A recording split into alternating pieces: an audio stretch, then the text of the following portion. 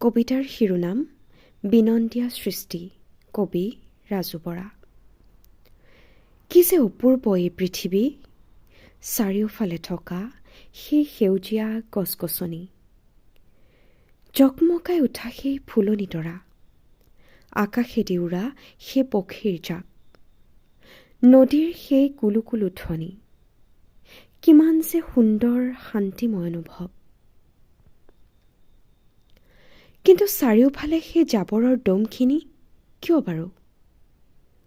হায়, মনটো একেবাৰে অশান্ত হৈ যায়।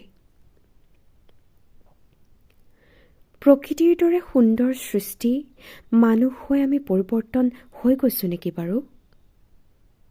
মনৰ মাজত মৰমৰ ভাষা হেৰাই গৈছে নেকি বাৰু?